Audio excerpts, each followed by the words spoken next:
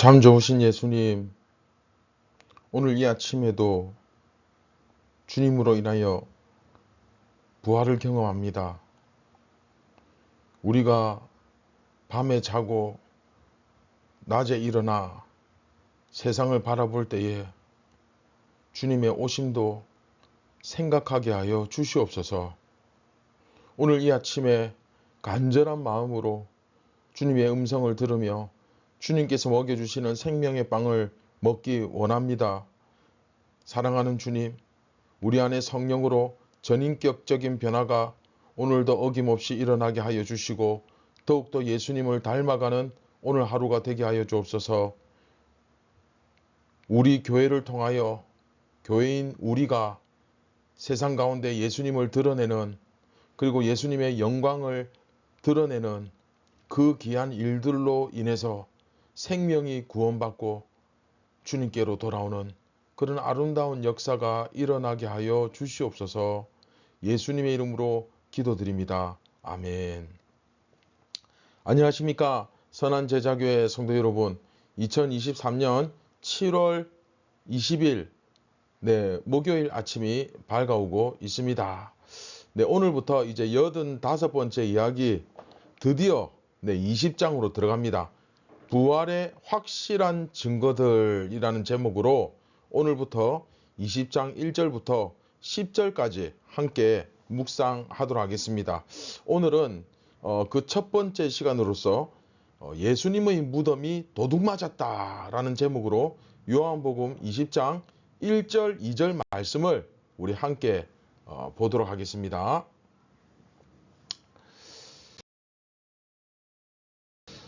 자, 이제 예수님께서 부활하시고 그 부활하신 사건을 제자들 그리고 여인들이 목격하게 되는 그 이야기들이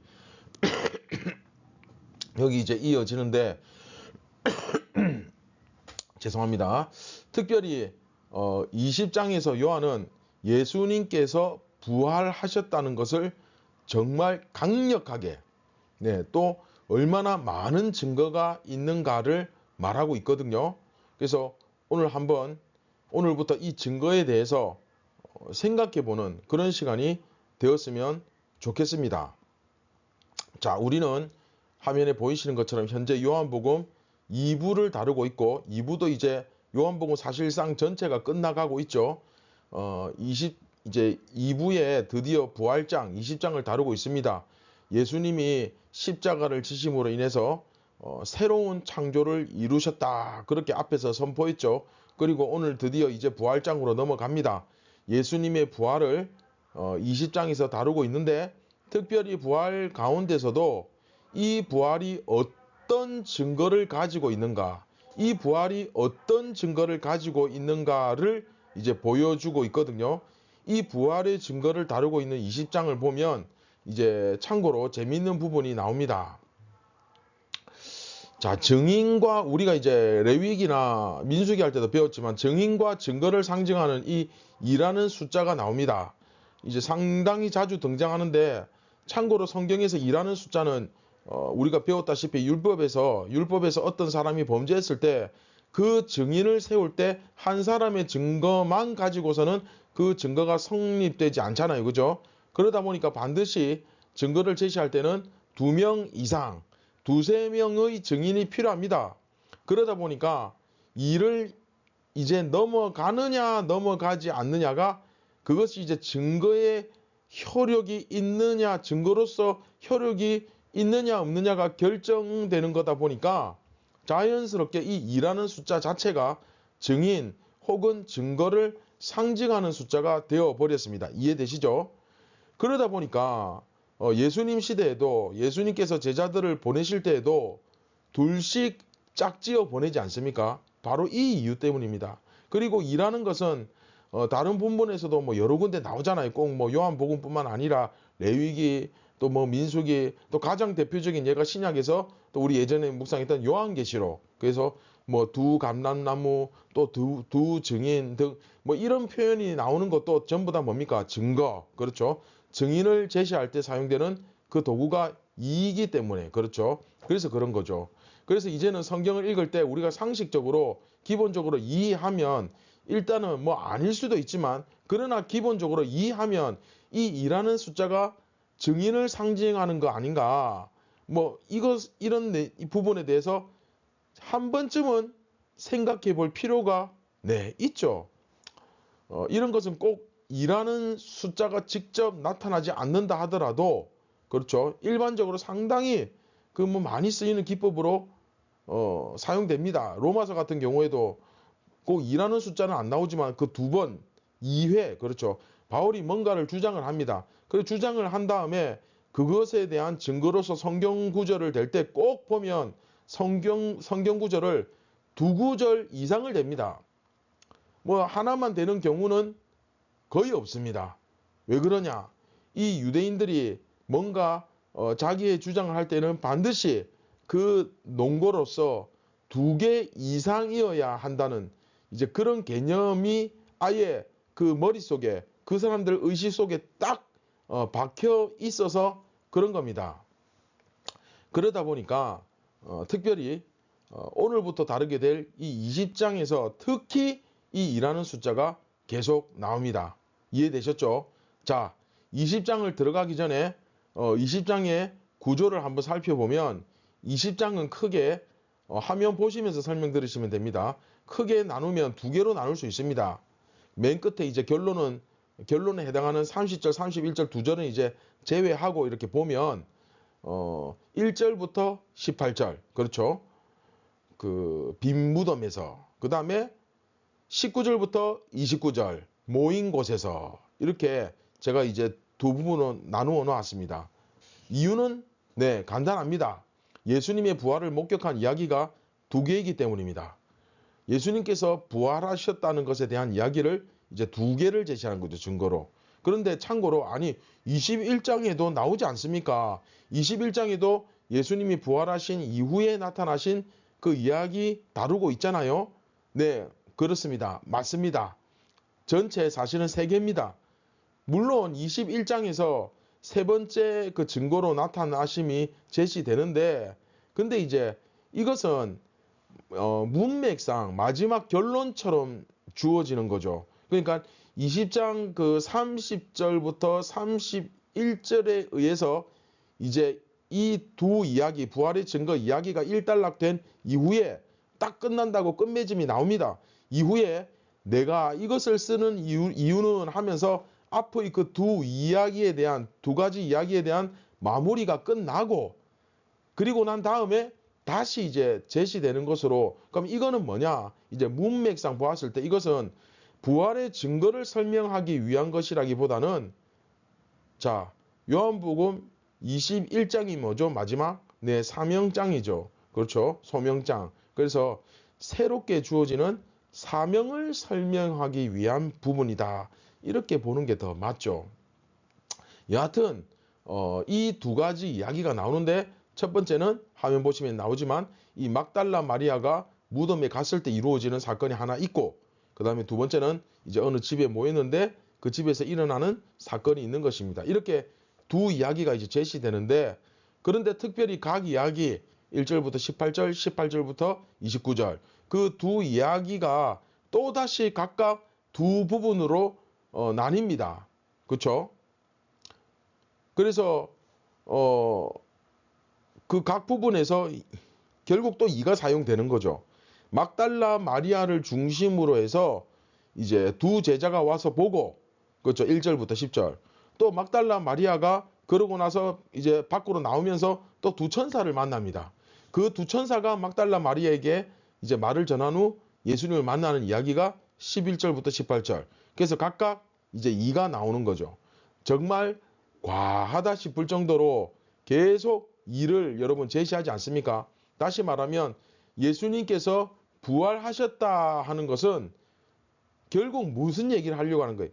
예수님께서 부활하셨다 하는 것은 분명한 증거가 있는 이야기다라는 것을 그걸 보여주는 거죠. 이해되시죠? 그리고 이후에 19절부터 28절의 내용 보시면 예수님께서 제자들에게 나타나셔서 손과 옆구리를 보이신 후에 이제 사명을 받는 장면이 나옵니다. 그런데 이것도 역시나 2개로 나누어지죠.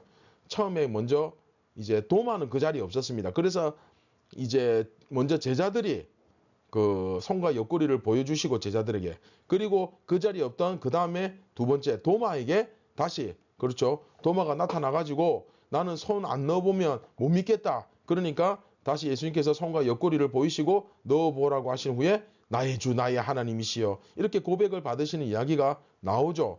이처럼 두 번씩 나타납니다. 왜 두 번씩 나타납니까? 다시 한번 말씀드리지만 증거다 이거죠. 증거. 확실한 증거가 있다. 예수님께서 분명히 부활하셨다. 그 이야기를 여기서 하고 싶은 거죠. 이처럼 20장에서는 둘로 나뉘는 이야기들, 그렇죠? 두 제자, 두 천사, 또 두 번의 손과 옆구리, 잘하면 시험에 나올 수도 있습니다. 여하튼 이런 둘로 나뉘는 이야기들이 이어집니다. 자, 본문 말씀 한번 보겠습니다. 안식 후 첫날 일찍이 아직 어두울 때에 막달라 마리아가 무덤에 와서 둘이 무덤에서 옮겨진 것을 보고 시몬 베드로와 예수께서 사랑하시던 그 다른 제자에게 달려가서 말하되 사람들이 주님을 무덤에서 가져다가 어디 두었는지 우리가 알지 못하겠다 하니.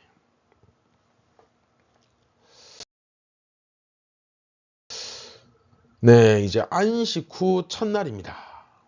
일찍이 아직 어두울 때에 막달라 마리아가 무덤에 갔습니다. 자, 이 20장 1절부터 18절은 막달라 마리아를 중심으로 이루어지는 이야기입니다. 그런데 돌이 무덤에서 옮겨진 것을 보고는 시몬 베드로와 예수께서 사랑하시던 그 다른 제자, 자, 그 다른 제자 이게 누굴까요? 다른 사람일 가능성이 아예 없는 것은 아니지만 대부분의 학자들은 요한이다. 자기가 지금 쓰고 있으면서 이런 식으로 쓰고 있다. 이런 식으로 말하고 있죠. 앞에 19장에서도 요한을 지칭할 때 쓰는 말, 그의 사랑하시던 제자, 요한이죠. 자, 나왔었죠. 베드로와 요한에게 달려가서 말하되 사람들이 주님을 무덤에서 가져다가 어디에 뒀는지 모르겠다. 자, 이게 여러분 무슨 소리겠습니까? 그렇죠. 도구를 당했다. 그 말입니다. 지금 막달라 마리아는 예수님께서 부활하셨다는 사실은 전혀 생각할 수 없습니다. 생각지 못하고, 그렇죠. 보통 상식적으로 무덤에 시신이 없어지면 누가 부활을 해서 그렇다고 생각을 하겠습니까? 그렇죠. 막달라 마리아는 지극히 그 자기 수준에서, 그러니까 상식적인 선 안에서 그냥 행동한 거예요. 그러다 생각한 겁니다. 그러다 보니까 이제 이게 무덤이 열려 있는 것을 보고는 놀라가지고는 바로 도망와서 독을 당했다. 무덤에 독을 당했다. 이렇게 말하고 있는 셈입니다. 참고로 사실 이 당시만 하더라도 도굴이 굉장히 성행했던 시대였기 때문에 막달라 마리아가 충분히 그렇게 생각할 수 있죠. 예수님의 무덤이 독을 당했다.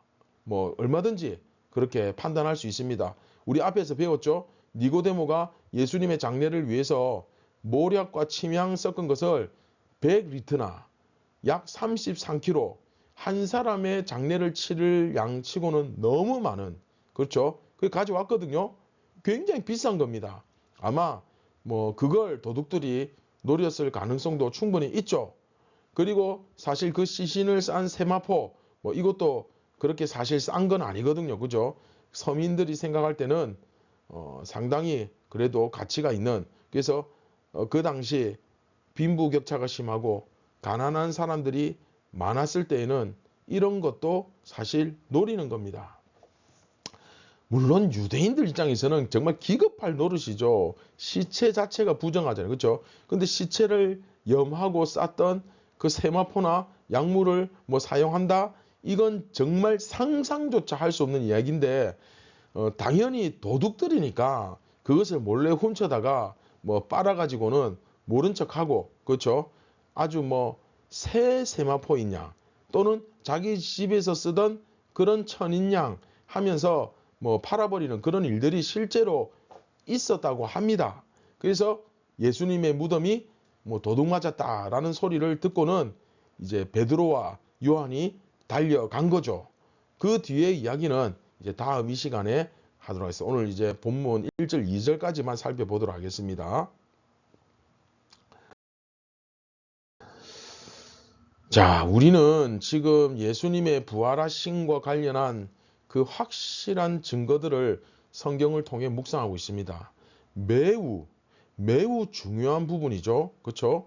예수님의 부활은 우리 신앙의 근간 뿌리라고 해도 무방할 정도로 굉장히 중요한 메시지입니다.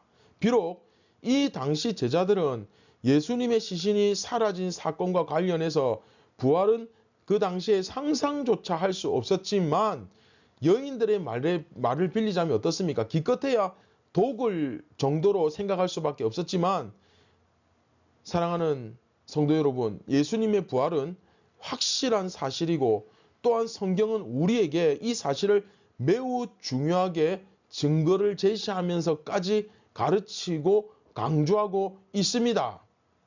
자, 그렇다면 왜 성경이 이 부분을 이렇게 중요하게 여기며 강조할까요? 여러분 한번 생각해 보세요. 왜 예수님의 부활을 그 증거를 상징하는 이까지 써가면서 그렇죠? 우리에게 확실하게 가르치겠습니까? 뭐 여러 가지 추측할 수 있는 이유가 있겠지만 가장 중요한 이유는 우리가 예수님의 부활과 관련해서 이것을 제대로 확실하게 믿지 못한다면 우리는 단 한 걸음도 이 믿음의 세계에 발을 뗄 수가 없다는 것입니다. 굉장히 중요합니다. 다시 말하면 예수님의 부활을 믿지 않고서는 단 한 걸음도 내디딜 수 없습니다. 이 믿음의 세계로 들어갈 수가 없습니다. 그래서 뿌리고 근간이에요. 때로는 이 세상에서 그렇죠. 우리가 바쁘게 살아가다 보면 이 세상의 문제 안에 갇혀서 지내다 보면 나도 모르게 마치 이 세상이 전부인 양 현실에 매몰되어 살아갈 때가 있습니다. 마치 예수님을 믿는다고 하지만 천국이 없는 것처럼 부활을 믿지 않는 자처럼 그렇게 살아가게 되죠. 그러다 보면 나도 모르게 그렇죠? 꼭 예수님이 전부는 아니다. 예수님도 중요하지만 뭐 신앙도 중요하지만 돈도 있어야 된다. 이런 헛소리를 합니다. 그런데 우리가 뭔가 착각하고 있는 것이 있죠. 굉장히 중요하죠. 흔히들 현실에 뿌리 박은 영성, 현실에 뿌리 박은 영성이라고 할 때 진짜 그 뿌리가 이 세상이라고 착각하는 사람이 종종 있습니다. 그렇죠. 현실 중요하죠. 그런데 여러분 중요한 건 우리의 뿌리가 어디입니까? 여러분 정말 천국 영생의 복음을 믿으십니까? 예수 그리스도의 복음과 부활을 믿으십니까? 우리의 뿌리는 어디입니까? 다시 한번 묻겠습니다. 우리의 뿌리는 어디입니까? 현실입니까? 아니면 하나님의 나라입니까? 여러분 하나님의 나라 저 하늘인 줄 믿으시기 바랍니다. 주님의 나라에 뿌리 내린 우리의 영성이 이 땅에서도 열매 맺기 때문에 현실에 뿌리 박은 영성이라고 하는 것이지 진짜로 이 세상에 뿌리를 내린 게 아닙니다. 그래서 이런 말이 있죠. 근본이 바뀌면 전부 다 바뀐다. 결국은 내 근본이 안 바뀌니까 안 바뀌는 거예요. 그래서 성경에서는 본질을 중요하게 여기죠. 본질에 진리에 눈 뜨지 못한 자는 결국 눈은 뜨고 있지만 맹인이에요. 맹인과도 같죠. 소경이라고 말합니다. 사랑하는 선한 제자교회 성도 여러분, 말씀을 맺도록 하겠습니다. 예수님의 부활을 믿는 진정한 믿음의 사람은 물론 현실 가운데 최선을 다해 살아갑니다. 그러나 여러분 이런 생각도 해보셔야 됩니다. 우리는 매일 저녁 잠들 때마다 죽음을 경험하고 또 아침이 되어 눈을 뜰 때마다 부활을 경험합니다. 비록 지금은 이 세상에 잠시 머물며 우리가 성령님의 몸이 되어드려서 그렇게 주님의 도구로 살아가지만 언젠가는 우리도 예수님처럼 부활하여 영화로운 몸을 가지게 될 것이고 이 땅이 아닌 이 썩어질 세상이 아닌 영원한 주님의 나라에서 살게 될 날이 반드시 오게 될 것입니다. 바로 그 날을 기억하며 그 날을 기대하며 이 땅에서 최선을 다해 살아가는 겁니다. 결코 그냥 살아가는 거 아닙니다. 그냥 막 살아가는 거 아닙니다. 여러분 이 엄청난 근본적 차이를 매일의 여러분 삶 가운데서 만들어내며 내 믿음을 증명하며 살아가는 여러분들 되시기를 진심으로 주님의 이름으로 기도하고 축복합니다.